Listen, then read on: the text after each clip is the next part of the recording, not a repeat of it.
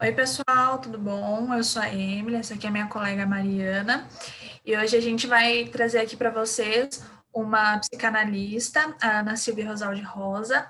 Ela é, ela trabalha especificamente com a clínica kleiniana, então nós vamos fazer uma entrevista com ela para trazer alguns conceitos, alguns conteúdos aqui para a gente estar aprofundando mais aquilo que a gente vê na teoria com que uma profissional que já trabalha com isso há anos consegue ver na clínica prática. É isso, gente. Obrigada. Espero que vocês gostem. Tudo bem com a senhora? Bom dia. A gente agora vai falando normal. Bom dia. Bom dia. A senhora é de São Paulo, né? Na clínica kleiniana. Então, vocês querem que eu me apresente? Por favor. Pode se apresentar. Então, sou a Ana Silvia Rosalde Rosal, sou psicóloga com formação em psicanálise. Eu tenho aproximadamente 25 anos de clínica, né, e de formação também. Eu moro em São Paulo há 25 anos, mas eu sou baiana. Morei em Brasília, onde eu fiz faculdade, morei 9 anos lá. E depois vim para São Paulo, onde fiz uma especialização em psicanálise, a formação na USP, num curso muito conhecido como curso do professor Riad Simon, que foi um psicanalista muito importante, já falecido hoje. E foi isso, né? E é claro que a formação em psicanálise ela não se resume a um curso, embora um curso seja muito importante, né? Até porque o curso tem uma exigência que a gente faça análise pessoal e também tem as supervisões, além das aulas, a parte teórica e tudo isso. Mas é um processo contínuo na formação, né?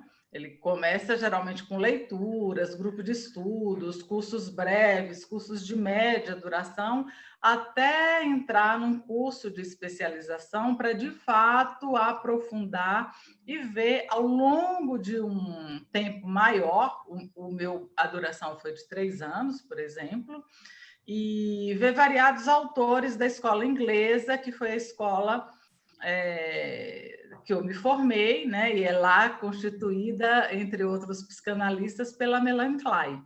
Uhum. Durante esse tempo todo, eu clinico, né, e outras atividades, já fiz docência, e por aí vai. E por que a senhora teve essa proximidade com o Klein? A senhora consegue falar pra gente? Por que foi que mais chamou a atenção?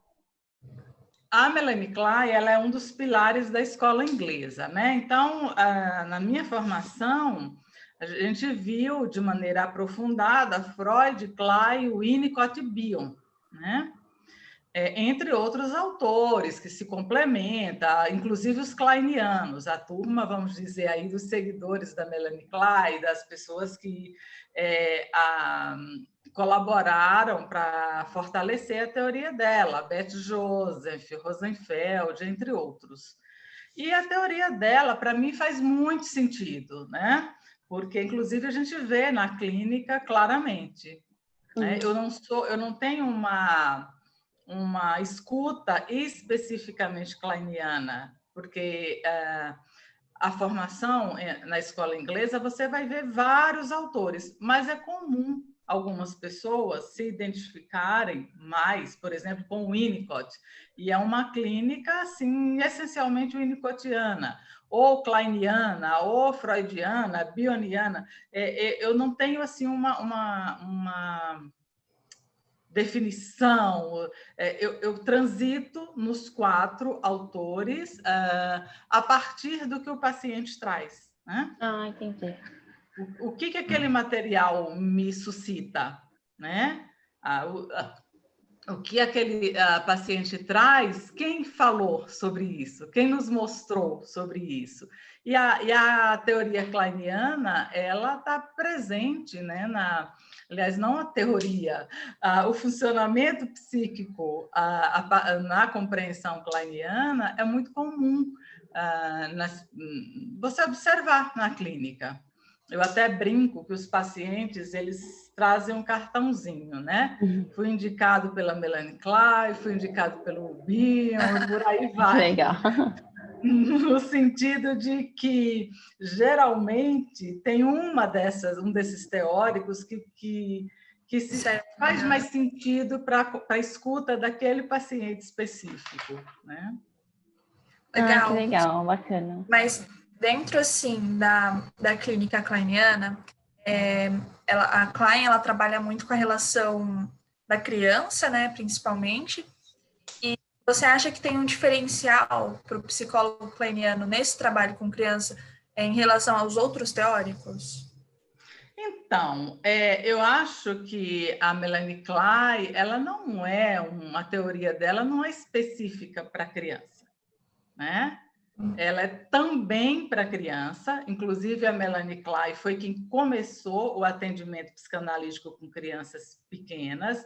Ela criou a caixa lúdica, ela mostrou que a criança pequena é capaz de fazer transferência e também de expressar suas fantasias e angústias por meio do brinquedo e etc. Né? Então, isso, de fato, é um mérito dela, foi ela quem trouxe, e geralmente se associa a teoria dela a isso, mas vai muito além, porque ela não fala só do atendimento de criança, ela fala de aspectos primitivos do psiquismo. E isso está presente, inclusive, nos adultos, né? Perfeito. Aspectos lá de trás que estão ainda muito presentes, com maior ou menor intensidade, nos adultos. Sobre as transferências, as fantasias, como que é lidar com a criança e com o adulto? Tem muita divergência, assim, ou tipo, como é primitiva, assim, a gente lida de uma mesma forma? Não, a técnica é diferente, né? A criança, ela não sustenta um divã, por exemplo, não tem capacidade, nem é esperado isso da criança. Então, por meio de outras técnicas, como o brincar, o desenho, os jogos, ela vai expressar as suas fantasias, sua agressividade, os seus temores, etc., nessas brincadeiras.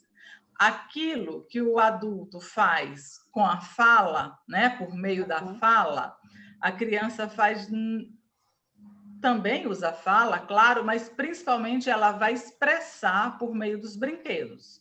Então, ao invés dela falar, estou, sei lá, com raiva, com ódio do meu pai, ela pode bater no bonequinho que representa o pai. É uma forma dela expressar, né? E aí o psicanalista kleiniano vai interpretar o seu comportamento para que a criança possa entender o seu funcionamento psíquico e uma marca, vamos dizer, uma característica muito forte no psicanalista kleiniano é que ele interpreta assim muito intensamente a transferência. Então, aquilo que o paciente traz de maneira muito intensa, ele interpreta na transferência. Não se distancia muito disso, né? E isso a gente consegue perceber como uma diferença em relação aos os demais pensamentos da psicanálise. Enquanto a gente estava estudando, a gente ficou com uma dúvida, assim. Para a criança, em relação ao brincar, como é que você delimita os brinquedos? Tem alguns específicos que já estão na teoria, boneco, casinha, não sei o quê, ou vocês que decidem? Como que é? Então, isso vem da Melanie Klein, né? Foi ela que ensinou para todos nós o que funciona e ela explica o porquê. Né? Desde a importância da caixa lúdica ser individual, né? Porque ali representa o psiquismo, o mundo interno da criança. Então, não pode, cada vez que a criança volta para a sessão dela, outra pessoa ter mexido naquilo. Seria agressivo, seria invasivo, porque representa o seu mundo interno. E, além disso, né? Ela pode retomar aquilo que aconteceu com o brinquedo antes, em semanas ou na sessão anterior. Por exemplo, A Melanie Klein traz muito a inveja, né, do ataque ao objeto e da reparação, a possibilidade de reparar. Então, se a criança quebrou um carrinho, quebrou um bichinho, um boneco, e ela entra, né, nessa posição mais de reparação, ela pode voltar aquele boneco que ela vai encontrar do jeito que estava e poder consertar, remendar, e o analista vai interpretar, né? Uhum. E que ela está vivendo para que ela entenda exatamente e dê sentido àquelas emoções ou fantasias que ela vive a partir dessa experiência do brincar, né? Então, o que a Melanie Klein recomenda é que, além dessa questão da individualidade da caixa lúdica, que ela seja trancada também para assegurar essa não invasão, né, de uma outra pessoa e tal, é que os brinquedos precisam ser os mais simples possíveis. Isso tem uma comunicação com a ideia do espelho que o Freud fala, que o analista tem que ser um espelho para o seu paciente, no sentido do analista ser o mais neutro possível, quanto menos o paciente sabe dele, melhor, para que facilite ele projetar o seu mundo interno na figura do analista e a partir daí vai se trabalhando. Então, o brinquedo simples, ele também dá a possibilidade da criança manifestar, projetar, colocar suas fantasias, seus temores, etc., neste brinquedo, né? Então, se é um brinquedo que ele é mecânico ou elétrico e já faz 1000 coisas, ele direciona o uso da criança. Se é um brinquedo neutro, por exemplo, aqueles bichinhos de plástico, aqueles brinquedos baratinhos, o cavalinho, não sei o quê, quer dizer, eles não têm movimentação nenhuma, mas a criança pode atribuir vida, movimento e até falas para esse brinquedo, porque ele é neutro ali, né?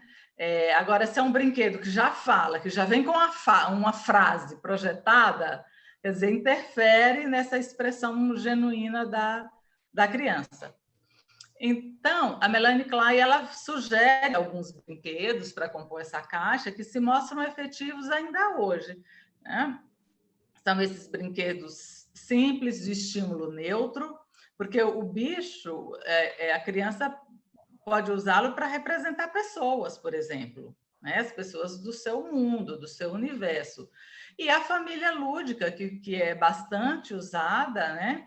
Que a criança também faz uso para esses bonecos representarem o seu universo. Vou dar um exemplo para vocês. Há muitos anos atrás, eu recebi uma criança para fazer um psicodiagnóstico. Os pais eram separados, ela veio pela mãe, então eu fiz a primeira entrevista com a mãe, e um dos temores da mãe é que às vezes ele era muito calado e ela não sabia direito como ele entendeu a separação dos pais, e ela acabava de ser transferida pela empresa para o exterior. Então, ela estava assim, com a queixa, vamos dizer, emergente, né? Aquilo que ela tinha clareza do que incomodava ela. Então, ela fala isso, né? Como é que vai ser, né? Ajudar essa mudança, vai ficar longe da família, longe do pai e tal. E aí eu comecei a fazer o psicodiagnóstico com o garoto, e num dia lá qualquer, ele pegou que seria a mãe, tradicionalmente a mãe da família. Essa família que eu usava com ele era aquela boneca que ela tem um bebê na barriga, mas é super discreto. Geralmente só vai perceber que é uma grávida quem está vivendo isso, né? Senão, ele é um estímulo tão neutro que muitas crianças não percebem, né? E aí, num belo dia, ele socava a barriga dessa mulher, tirava a criança, pisava em cima, um bebezinho, tiquinho assim. Ele pisava no bebê, não sei o quê. Eu fui tentando entender aquilo, conversar com ele. E daí a mãe me liga, né? Precisava de uma sessão que ela precisava muito conversar comigo. E aí ela vem me contar que ela está muito aflita, porque não sabe como contar para o filho, porque ela está grávida. Eita. Olha, ele já sabe. Como assim ele já sabe? Como Exatamente, eu não sei, né? Mas as crianças pensam, elas sentem, elas estão ali com as anteninhas ligadas, né? Uhum. Uma conversa que ele pega, uma expressão que muda, enfim, de algum jeito ele sabia, né? Ele descobria. Isso é até uma pergunta assim que encaixa, que a gente tinha preparado para você, em relação às fantasias, né, das crianças e as fantasias dos adultos. Então, como que seria tipo, lidar com a fantasia desse público? Se tem uma diferença, se você consegue notar uma diferença assim, em questão do sentimento de solidão, sentimento de inveja, sei o bom e sei o mal, né, que a Klein traz assim na teoria dela, as posições e tudo mais. Olha, é muito difícil assim falar, porque vai depender de cada história de vida, de cada pessoa, né? Eu acho que isso é a grande diferença. Como cada um, o que aconteceu na vida de cada um e como eles significaram ou não significaram essas experiências, né? É claro que a criança tem uma fantasia ali bem acentuada, que é próprio, né, dessa fase do desenvolvimento. Mas adulto também fantasia, né? Só que já desenvolveu outros aspectos, já, enfim, tem outras atividades na vida e etc. Contudo, as fantasias dos adultos, acima de tudo aquelas que se comunicam com o trauma que foi vivido lá no início da vida, elas remetem, né, a uma experiência da infância, né? Então, esse é, vamos dizer, um aspecto primitivo, um aspecto lá de trás, que era da vida infantil, que está presente na vida do adulto, né? Acho que a grande diferença é que, via de regra, as crianças têm menos resistência para colocar seus aspectos psíquicos e emocionais, né? Talvez o que o adulto leve muito mais tempo para chegar num determinado ponto, a criança ela é um pouco mais, não sei se a palavra seria essa, mas mais rápida, ela tem menos resistência, não quer dizer que não tenha, mas ela é mais direta, né? Uhum. Principalmente se ela é menor, que ainda não tem ali um superego tão, Tão forte, né? tão rígido. Bom, se bem, né, que o superego para Melanie Klein é bem precoce. Sim. Em questão as crianças no período do complexo de Édipo, é um material que não sei se é por nossas fontes, a gente não conseguiu achar bem ao certo, assim, Né? com muita facilidade. O que a senhora vê assim nitidamente na clínica, no olhar de Klein? No geral, não só a partir de Klein, é isso? Isso. Uhum. Qual que é a maior diferencial dela com Freud, por exemplo, que é o pai, assim? Então, olha, claro que a primeira pessoa que falou do complexo de Édipo foi Freud. Ele é o pai dessa criança, chamada complexo de Édipo, né? Então, ler Freud é sempre muito importante. Mas eu aproveito para indicar um livro que é lindíssima a forma como aborda o complexo de Édipo, de um psicanalista francês chamado Nasio, não sei se vocês conhecem. Complexo, como é? Édipo. Eu acho que é mais ou menos isso o título, Édipo, o complexo do qual nenhuma criança... Como é que é? Nenhuma criança escapa, é algo mais ou menos assim. Ele está até aqui, ó. Édipo, o complexo do qual... exatamente, o complexo já do anotei qual aqui já. nenhuma criança escapa. Perfeito. Já Qual deixei autor? anotado. Nasio. Nasio. É um francês. Perfeito. Aliás, tudo desse autor que passar na frente de vocês podem ler, que é maravilhoso. Ótimo, bom saber. Ele faz um estudo bem aprofundado, bem detalhado, até esquemático sobre o complexo de Édipo, e, ao meu ver, ele chega a ser até poético em algumas colocações que ele faz aqui ao longo do livro, né? Claro que ele fala a partir de Freud, mas enfim, tem aí uma interpretação dele. Bom, o complexo de Édipo aparece muito claramente em alguns pacientes de modo mais severo, como algo ali que precisa ser elaborado, alguns traumas relativos ao complexo de Édipo, isso a gente vai ver mais aí no campo da neurose, né? Em pacientes precocemente traumatizados, que depois de Freud vem o Winnicott, vem Firenze, nos coloca, que são traumas que acontecem antes do complexo de Édipo. Então, são pessoas que, vamos dizer, que nem chegaram lá ainda, né? Ficaram paradas ali, e isto está relacionado com a origem das psicoses, das perversões de casos mais... das psicoses, principalmente, né? De casos mais severos. Mas o complexo de Édipo, ele é fundamental, né? Estrutural ali para a formação da personalidade, acima de tudo, na concepção freudiana, é a partir do complexo de Édipo que se forma ou que se consolida, né, o superego, que é essencial tanto para a constituição psíquica, mas até e a partir disso, para que as pessoas possam viver em grupo, né?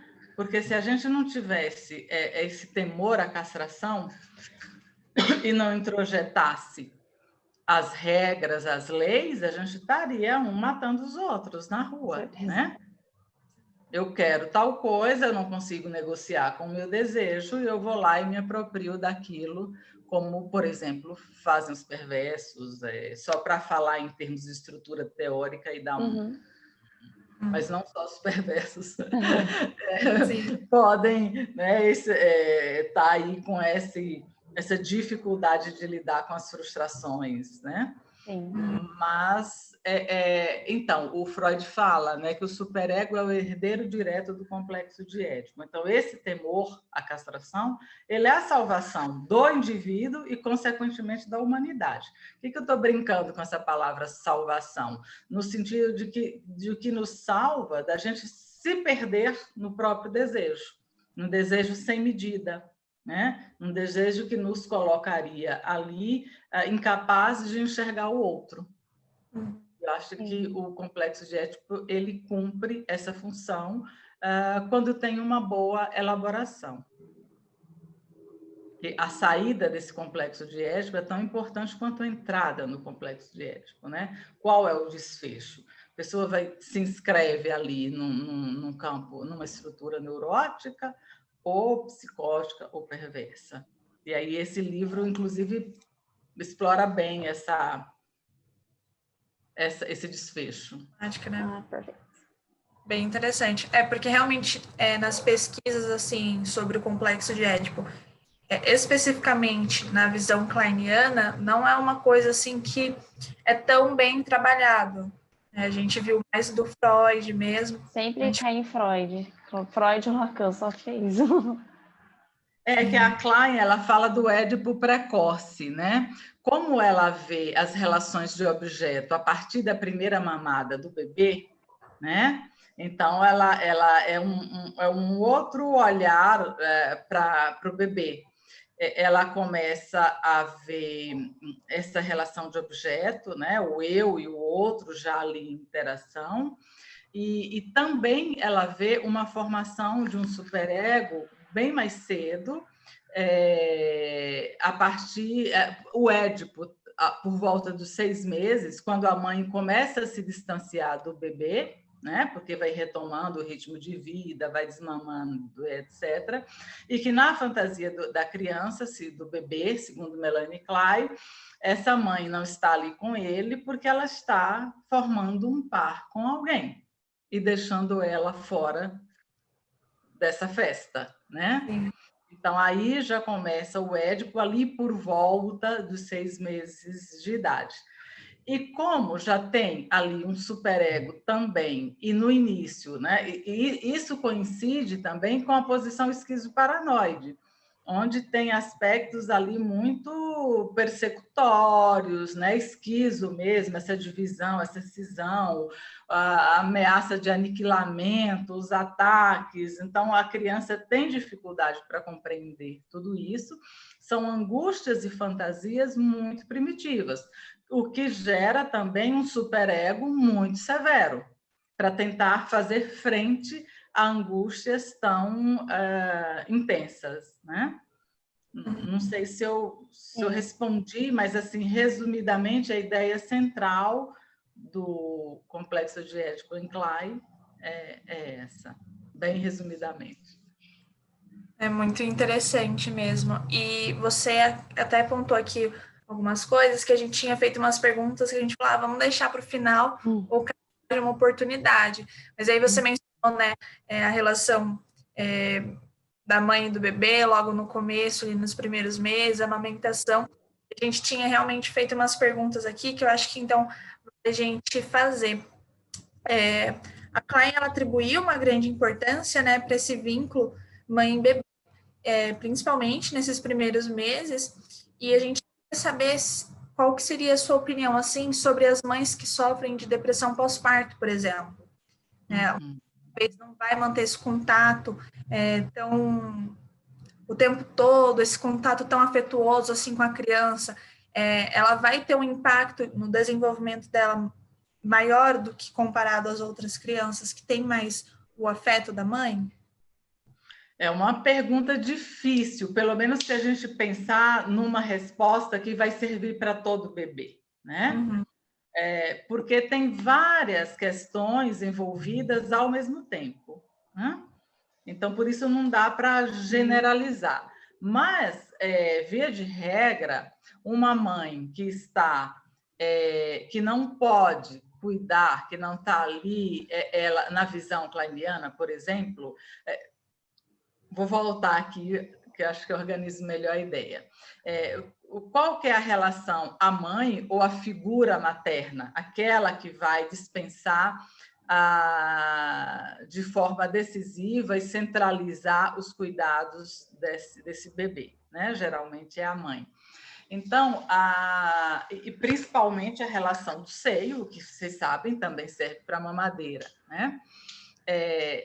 E a Klein fala exatamente disso, né? Do seio bom e do seio mau. Quer dizer, o seio que representa a mãe, que no início da vida o bebezinho não consegue ter uma ideia de um objeto total, né? Em função das pulsões agressivas que tomam conta do seu psiquismo logo que ele nasce, ele já se depara com muita agressividade, essa pulsão aí ameaçadora, que ele sente como ameaçadora, e para fazer frente, para dar conta de entender minimamente esse carnaval de pulsões aí, ele divide o objeto em dois, né? O seio bom, aquele que atende a criança, né?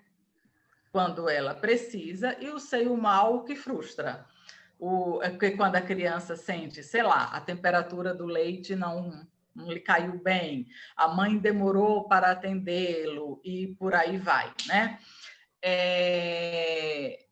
Nesse sentido, a gente pode pensar que uma mãe com depressão, né, que vocês perguntaram, Isso, é uma mãe pós-parto. que, teoricamente, ali teria muita dificuldade de assegurar um contato ali mais atencioso dentro daquele ritmo que o bebê necessita. Então, se ela, de fato... Porque, assim, quando o bebê se relaciona com o seio, ele se relaciona com o seio real, concreto, que é a mãe de carne e osso, que existe mesmo, que tem um nome e tal, que mede X, que tem um cheiro Y, e uma mãe também que é criado a partir da interpretação que ele dá a esta relação, a partir das suas fantasias, etc., etc., né? E os dois aspectos, eles se complementam, né? Então, quando esta mãe lá, concreta, de fato, deixa esse bebê esperando, além daquela capacidade, isso aumenta a agressividade dele, potencializa essa agressividade E ele pode, cada caso é um caso, né? Tem outros fatores, mas ele pode, por exemplo, ter uma dificuldade maior para elaborar esta posição, sair da posição esquizoparanoide e entrar na posição depressiva, que é onde ele consegue integrar o objeto, experimentar, sustentar uma frustração, um luto, e desenvolver essa capacidade de reparação, de amor, e que o objeto bom prevaleça sobre o objeto mau. Então, se esse objeto mau como é que eu vou dizer, favorece ser percebido, né, de fato, como um objeto extremamente frustrador, pode aumentar a voracidade, a agressividade desse bebê. Só que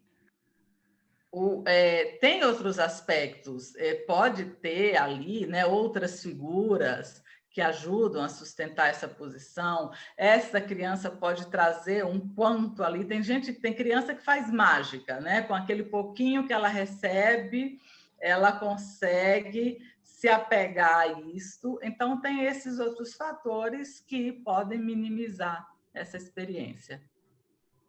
Mas é comum, sim, que isso não seja um fator aí de facilitação de uma integração do self. Para a senhora, na clínica, como que são trabalhadas as psicopatologias na visão da Klein?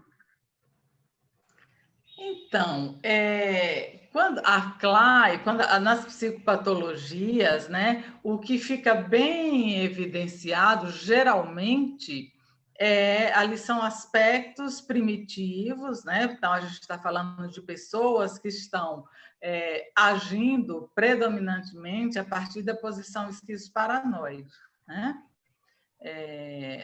Os objetos cindidos, a mania de perseguição, que a gente vai ver nas psicoses e mesmo em pacientes borderline, né?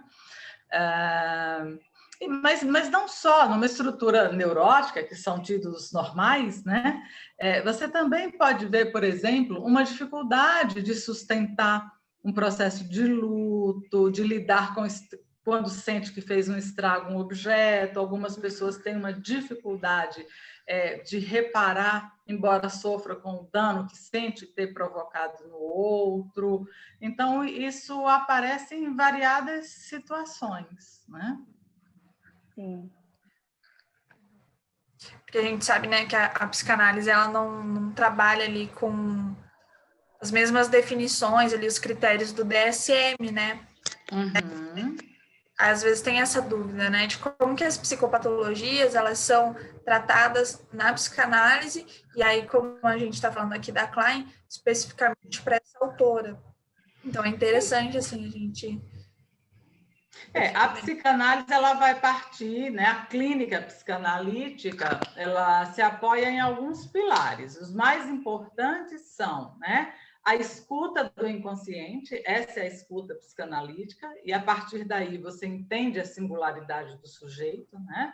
Você vai observando como ele foi se constituindo a partir das suas interações, e numa visão kleiniana, a partir dessas relações de objeto, da relação de pulsão de morte, pulsão de vida, como é que ele vai podendo ou não fazer frente a esse psiquismo, né? E uma das técnicas é a interpretação, né? E na clínica kleiniana é uma interpretação que se dá essencialmente na transferência, né? Então, a partir da interpretação ou da compreensão do psiquismo do paciente, a partir do que ele revive, atualiza experiências antigas na relação com o analista, e isso vai podendo ser compreendido, né? Como isso foi formado, de onde veio, o que ameaça, o que mobiliza a raiva, a ódio, a capacidade de amar, de cuidar do outro e dele mesmo. Então, a partir dessa compreensão, é assim que o tratamento se dá, Em suma, o que vai se tratar é a causa e não os sintomas, né? Se você vai para uma abordagem psiquiátrica, tem um tratamento, os remédios são para minimizar ou até, se possível, suprimir os sintomas. Na psicanálise, de um modo geral, o sintoma, ok, ele está ali, ele produz sofrimento, mas o que sustenta esse sintoma? O que levou à produção do sintoma? É isso que precisa ser cuidado. A raiz mesmo, né? E Sim. na relação com a criança, que trabalha com a criança, quais que são as maiores dificuldades e resistências? Tanto da criança, os pais,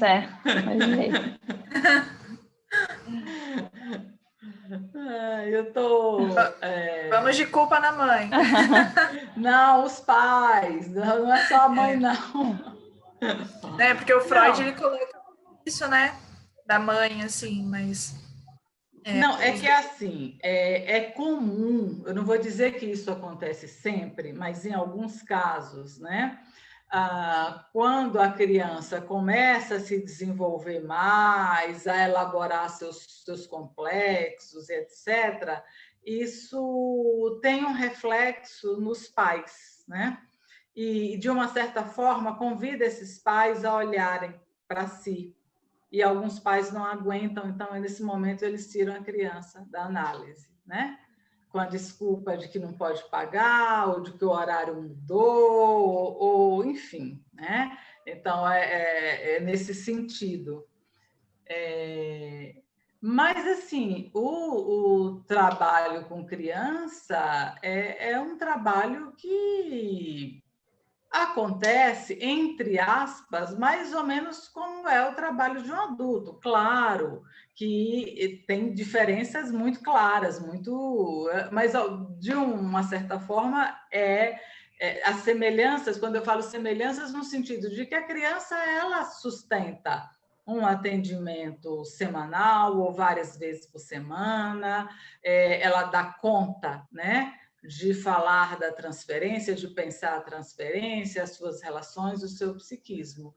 E assim como o adulto, vai variar de criança para criança. Algumas têm mais possibilidade de se envolver com a análise e outros não, têm maior dificuldade de aproveitar a análise, né? A relação com os pais é muito importante, porque a grande diferença para o adulto é que essa criança está vivendo ali, né, os primeiros anos da sua vida, que para a psicanálise são determinantes na formação do psiquismo. Então, nesse sentido, tem diferenças, assim, até, eu diria, possibilidades melhores, porque você pega a questão na fonte, na origem, né? Então, uma criança que tem algumas dificuldades ali, alguns casos até dificuldades importantes, e pode fazer uma análise, ela pode aí evitar uma série de patologias ou sofrimento, dificuldade de lidar com a vida, que se apresentaria ao longo da vida se ela não tivesse em análise, né? Lá no início, na sua infância. Então, nesse sentido, é bem interessante você pensar. Por outro lado, os pais estão ali, às vezes interferem muito. Por exemplo, se tem uma mãe psicótica, borderline, às vezes essa mãe invade a análise da criança, e aí requer uma orientação ou encaminhamento dessa mãe para análise. Enfim, tem uma série de sessões que na análise de um adulto não vai aparecer, geralmente, né? Tem técnica assim, específica que você use com os adultos, que você não usa nas crianças, ou ao contrário também? Porque nas crianças a gente usa bastante os brinquedos, né? E aí ela mencionou assim, que ela tem menos resistência que o adulto, mas tem uma técnica assim mais específica para trabalhar com os adultos, por exemplo? Não, a única diferença é que você não vai usar brinquedo com os adultos, né? No mais, é tudo igual. A escuta do inconsciente, a interpretação da resistência. Estou falando de forma bem resumida, né? Uhum. E pensando também numa abordagem kleiniana, deixando o Winnicott de fora, que teria algumas diferenças. Mas você vai interpretar a resistência, a transferência, e interpretar ali as angústias primitivas, as projeções que ele faz no analista, né? Isso também é feito com a criança, só que com outra linguagem, com uma linguagem que a criança pode compreender. Nesse sentido, é diferente o vocabulário, a linguagem, e o brinquedo, que no adulto, como eu disse, claro, a gente não usa. Não usa. Certo. Mari, qual outra pergunta você quer destacar aqui? Num ponto de vista assim, mais histórico, não sei se a senhora deve ter aprofundado muito nisso. Qual que é, tipo assim, a maior diferença, assim, no seu ponto de vista da Ana Freud com Klein, que foi, tipo, historicamente, assim, aquela briga, né, que aquela polêmica toda. Famosa. É mais uma curiosidade, assim. Bom, além do fato de uma ser filha do Freud e a outra não. Uma ser intrusa e outra não. Bom, tem algumas diferenças, né? Eu acho que a Melanie Klein, ela faz história a partir de uma escuta muito singular, né? Isso é uma primeira coisa, mas vai além disso. Ela também faz história quando ela quebra uma tradição. A Melanie Klein não era médica, sequer ela tinha um curso superior. Então, ela incomodou muito, né? Como alguém que não tem curso superior, que não é médica e tal, e ela tem uma condição psíquica muito particular. A capacidade dela elaborar, né, o seu sofrimento, claro, ela fez análise com 2 grandes psicanalistas, mas não é só isso, ela vai além. Ela transforma a sua própria experiência pessoal de modo a compreender o psiquismo humano, e a partir disso ela vai se formando psicanalista. Né? Então, Elaboração do próprio luto mesmo, né?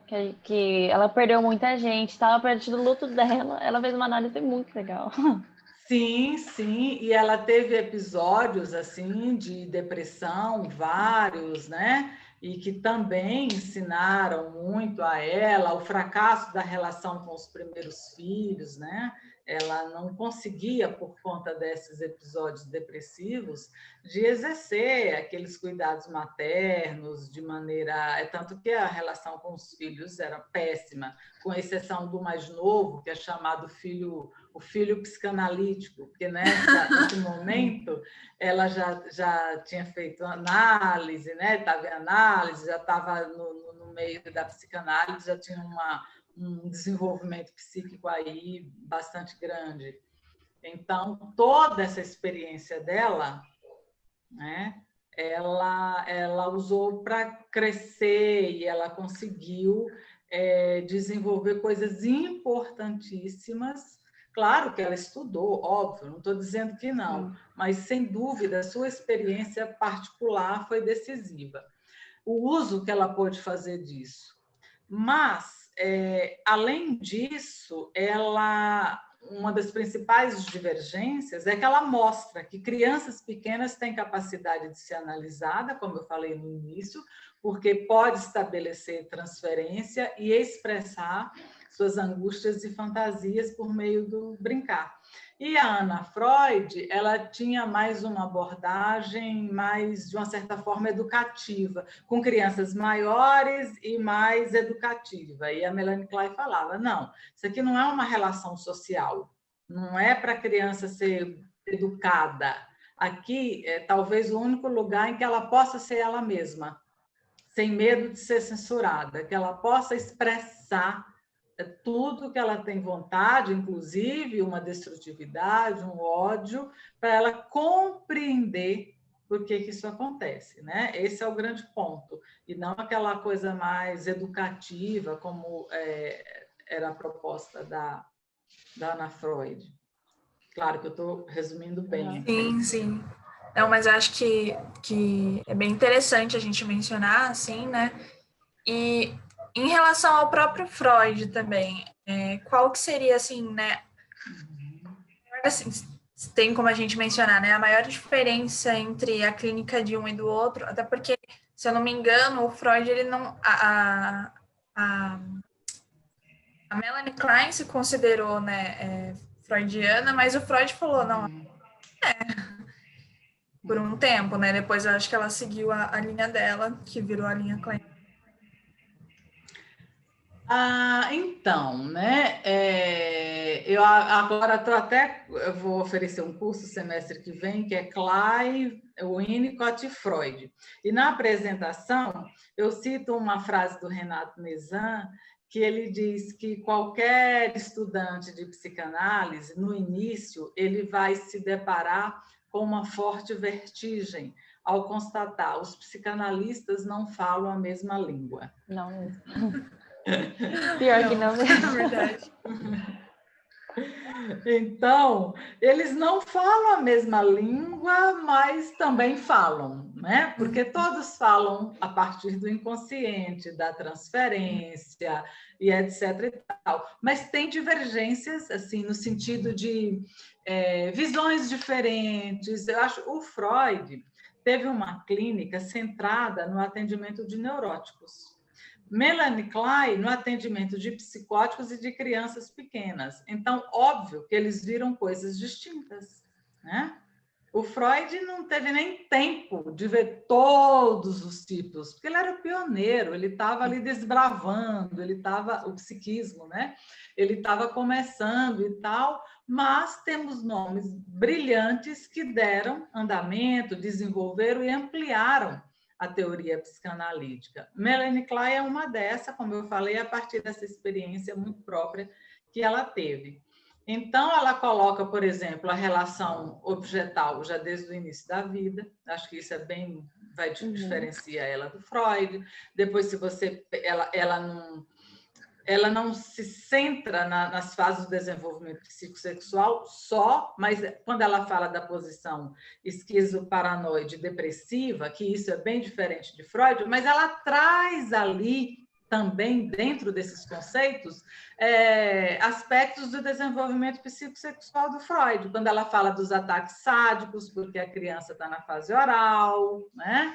Das fantasias anais, então ela tem uma comunicação até das fases do desenvolvimento, mas ela não, de aspectos, ela não coloca o desenvolvimento da criança como fase, ela coloca como as posições. E, nesse sentido, ela explora aspectos do psiquismo a partir das posições bem diferentes daquilo que Freud viu, né? Então, acho que aí são algumas das questões centrais. E quando ela coloca como posições, é algo mais transitório, né? Eu entro nessa posição, daqui a pouco eu entro nessa e eu posso voltar nessa aqui. Tem esse movimento? O Freud, quando ele fala das posições psicossexuais, dá uma ideia de evolução. Sim, você até pode ficar fixado, mas a ideia é que você, de uma, você passe para outra, que passe para outra, até chegar na fase genital, né? A Melanie Klein, não. Ela fala que a gente nasce ali, né? Com as questões da posição esquizoparanoide, e sim, a gente, né, se tudo acontece aí dentro do esperado, a gente entra na posição depressiva. Algumas pessoas conseguem sustentar e outras já voltam e ficam presos, né, nessa posição. Mas quem consegue entrar na posição depressiva e agir predominantemente, né, a partir dessa posição, ele pode retornar num momento difícil da vida, num trauma muito, né, sério, numa situação de luto, enfim, de uma dificuldade maior, que ele pode retornar à posição esquizoparanoide. e depois voltar para depressiva. Então, esse é um vai e volta que a gente faz, embora, né, as pessoas ali, vamos dizer, inscritas no âmbito no campo neurótico, elas vão agir a maior parte do tempo, né, funcionar psiquicamente a partir da posição depressiva. E aqueles que não conseguem, né, que quando bebezinho até entram e retornam porque não consegue dar conta, aí a gente tem as psicoses, né? Uhum. E há algum discípulo contemporâneo da Klein que a senhora use de grande contribuição na área? Algum mais atual, mais contemporâneo? Olha, então, o que é atual em Melanie Klein? Ela mesma, né? Ela continua atual, não veio nada que destruísse a sua teoria, mas há divergências. Tem outras, tem pessoas que não assimilam, que assim que não faz, essa teoria não vai fazer nenhum sentido, e aí ele vai para né, atuar, por exemplo, aí numa escuta winnicottiana, que é outra coisa. Mas quem fala de Klein, tem várias pessoas que falam de Klein. Por exemplo, o livro que eu indiquei para vocês, que é de 2 psicanalistas brasileiros, eles falam de Klein de uma forma muito mais, vamos dizer, não sei se simples, talvez essa seja a palavra, mas fácil da gente assimilar, né? Então, acho que e muita gente vai falar da Melanie Klein hoje, mas é falar dela, da teoria dela. Então, é atual, mas é a mesma teoria. Ninguém reformulou. O que a gente pode pensar é quantos de nós, psicanalistas, e aí se faz muito isso todo o tempo, é fazer uma leitura da cultura, por exemplo, contemporânea, a partir da Melanie Klein, né? Por exemplo, o momento que vive o Brasil, dessas polarizações, né? Onde o bom está do lado, o meu partido político é o seio bom, completo, absoluto, idealizado, tudo lá é perfeito, e o outro é o seio mal, é o capeta, é o que come criancinha, ou vice-versa. Né? Então, tem pessoas, seja da esquerda ou da direita, não importa, mas essas que não conseguem ver, né, o seu objeto, como o seu partido, como objeto total, que acerta, que erra, que tem coisas legais e não, e ver o do outro, o oposto. Isso, por exemplo, a gente poderia pensar que são pessoas que estão vivendo um funcionamento psíquico cindido, né? Tem uma cisão ali, onde se nega aspectos desses objetos, de modo que o bom tem que estar de um lado e o mal do outro. Uhum. E os isso dois a gente são pode negativos, né? Porque são extremos. Não, e eu acho que isso denuncia um funcionamento psíquico ali com íntima relação com a posição esquizoparanoide. Né? Uma pessoa madura que consegue ver, assim como a gente vê os pais, né? A partir de determinado momento, quando a gente desidealiza os pais, a gente ama os pais, mas se irrita também. Tem horas que dá vontade de falar que saco, me deixa, né? Você não deixa de amar os seus pais por causa disso, mas eles deixam de ser os super-heróis e também não demoniza. Então, nesse sentido. Né? Então, isso denuncia aí um aspecto primitivo, uma mente com funcionamento muito primitivo. Né? E acho que essa patologia está gritando em alguns países, aqui no Brasil, inclusive. Né? 2018 foi marcado por cisões, né? Não é? Como também a gente pode fazer análise de filmes a partir da teoria kleiniana. Tem filmes que trazem isso, como tem outros que vão trazer uma teoria X de Freud e assim por diante. Né? Acho que esse é um exercício legal também. Tem algum filme que a senhora possa exemplificar para a gente dar uma olhada depois? Para a gente trazer para o pessoal também? Tem vários filmes. Por exemplo, nesse curso que eu vou dar, eu vou para a teoria de Melanie Klein, a ideia é integrar exemplos do filme, né? porque eu não posso ficar levando paciente, né? Coisa do sigilo. Então, o que eu vou usar é o Perfume, a história de um assassino. Vou anotar aqui. É muito interessante. É um filme belíssimo, pesado, né? Klein é pesada, como dizia Lacan, é uma açougueira. É verdade. Mas tem outros. É clínica como só tá de... muito... Para quem é uma clínica só para criancinha, né? Mas a gente consegue ver muitas coisas, como que uma coisa vai impactando na outra. Então, interessante esse filme que você passou assim pra gente. Tá? Pelo nome, eu acho que já chama bastante atenção. Tem outros. É que como eu estou com esse na cabeça, por causa do curso, eu não consigo lembrar aqui rápido. Mas essa história, né, das crianças fofinhas, todas lindas, né? O Freud quebra isso quando ele fala que as crianças têm sexualidade, e a Melanie Klein quando mostra esses aspectos destrutivos e de maldade que também, entre outros, estão lá na criança. E você pode ver isso, por exemplo, nas escolas, por meio do bullying, né? E tantos outros ataques que as crianças fazem e mostram que elas não são aquelas anjinhos. Aquele ser sagrado que o pessoal achava que era, né? Aquele ser sagrado, intocável. Capaz de fazer mal, né? Ou desejar mal, né? Que é o pior. Ai, mas muito obrigada. Eu acho que as questões, assim, as principais, a gente falou. A Amy tem alguma coisa que está acabando aqui geral, de novo o tempo? Eu acho que no geral foi isso. Né? Eu acho que a gente conseguiu colher um material bem legal. Muito rico. Até, um mini curso introdutório, assim, né? Que a gente não tem... a gente tem na universidade, mas não é tão aprofundado assim.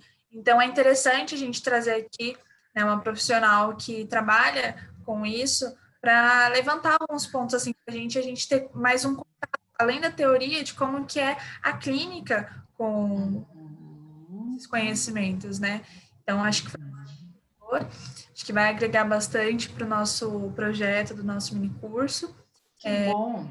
Grata pela sua participação, por ter aceitado o nosso convite, né? Felizmente, a gente está aqui tendo que se adaptar nesse modelo virtual, mas também, de alguma forma, é muito positivo, né? Porque a gente tem uma possibilidade maior de encontro, né? Talvez... Sim. Vocês estão em Taubaté, eu estou aqui. Sim, Semestre passado, eu ministrei uma disciplina numa pós aí de Taubaté, da Unital. Olha só. Quando eu fui convidada, era para ir presencialmente. Aí veio a pandemia e eu dei aula aqui pelo computador. Entendi. Isso. Então, muito obrigada, Ana, pela sua participação, por trazer aqui os seus casos clínicos, os seus conhecimentos aí de Klein. Foi bem agregador para a gente. E é isso. Obrigada, eu agradeço Ana. O convite de vocês. Fico feliz de poder ter colaborado de alguma forma. Tá? Foi bacana, eu gosto. Eu acho que é um dos papéis importantes essa transmissão, né? Esse compartilhar, enfim, essa troca. Com certeza, é muito rico. Tem algum comentário, alguma coisa assim que você queira deixar para o pessoal? Não, eu queria assim só dizer, na minha visão, Klein é muito importante na formação de um psicanalista, ainda que ele seja essencialmente freudiano, winnicottiano ou bioniano. A teoria dela é muito importante. Em algumas situações, essa teoria assim se evidencia de modo muito particular. Eu acho que ela é uma boa lente, né, para compreender o paciente, e a minha experiência enfim, é de muito afeto pela Melanie Klein. Eu acho que ela é uma das boas heranças aí que constitui a psicanálise, né? E queria agradecer o convite de vocês e dizer que eu já estou aqui eu vou escanear o documento. Perfeito. Tá? Só que na hora que eu imprimi, a assinatura do primeiro professor, ela sumiu. Mas aí eu acho que vocês têm, né? Como colocar de volta do professor Daniel. Ficou a do Daniel e a minha. Perfeito. Eu vou ver agora quando eu escanear se não vai sumir tudo, porque tem acontecido. Certo. Ana, muito obrigada pelo seu tempo, pela paciência que a gente e tal. Muito obrigada, viu? Muito obrigada mesmo. Foi um prazer. E depois quando a senhora divulgar o curso, me manda o link também, ou manda para o Thomas que ele me manda, por favor. A gente divulga também. Tá bom, muito obrigada. Obrigada. Pois é, isso que eu ia falar. Vocês chegaram a mim a partir de uma pessoa muito querida, né? Ele foi meu professor, eu adoro. Ele me ajudou muito, muito, muito durante a faculdade. Me compartilhou um monte de texto, um monte de coisa. Ele fez entrevista comigo também para um estágio. Ele é um amor. Ele é uma pessoa incrível, muito querido. Tá bom, gente. Mas tá bom, muito obrigada. Obrigada. Por nada. Tchau, tchau. Bom dia. Tchau, tchau. Um beijo. Bom dia. Tchau. Tchau, tchau. Fechar aqui, tá? Tá.